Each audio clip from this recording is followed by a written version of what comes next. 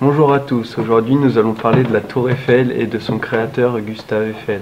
Tout le monde connaît la Tour Eiffel. C'est le monument le plus connu. Il représente la France. Les étrangers viennent en France pour la voir et elle est à l'origine de certains emblèmes de clubs de foot comme le PSG ainsi que le PFC. Des opérateurs se servent de la Tour Eiffel pour y mettre des antennes. Intéressons-nous à son inventeur. Gustave Eiffel est né à Dijon en 1832. Il sort de la Centrale des Arts et des Manufactures en 1855. Il se dévoile en 1864 comme entrepreneur spécialisé dans les charpentes métalliques. Cet homme de Dijon devient célèbre en 1875 en gagnant le concours international au Portugal. Sa carrière sera marquée par le viaduc de Porto, la coupole de l'Observatoire de Nice et même la structure de la Statue de la Liberté à New York. Il va ensuite construire des centaines d'ouvrages métalliques partout dans le monde.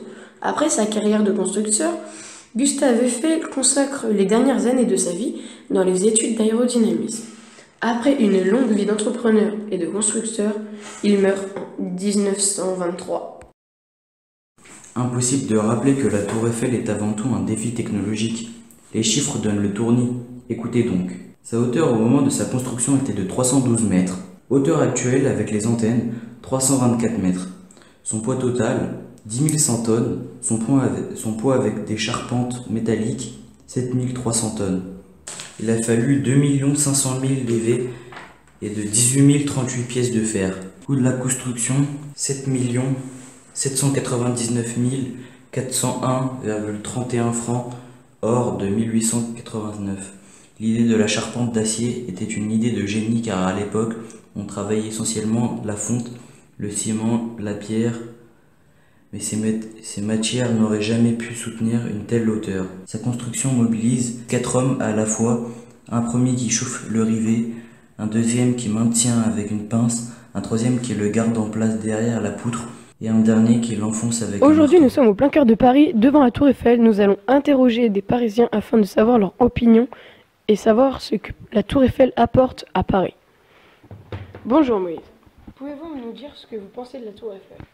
Alors je trouve que c'est une belle avancée technologique en termes de matériaux, qu'il y a pas mal de radios qui ont trouvé là où mettre leurs antennes pour étendre leur chaîne, et que aussi il y a pas mal de clubs tels que le Paris Saint-Germain qui ont trouvé leur logo près de cette tour Eiffel. D'accord. Pouvez-vous me dire ce qu'elle apporte à Paris? Pourquoi y a-t-il tant de touristes? Pourquoi y a-t-il tant de personnes devant la Tour Eiffel qui prennent des photos? Bah, tout simplement parce que de par sa taille, elle est très impressionnante. Quand on la voit la première fois, ça peut un petit peu choquer. Et puis c'est quand même une des plus grosses tours du monde, et c'est aussi quand même la représentation de la France. Donc Merci beaucoup.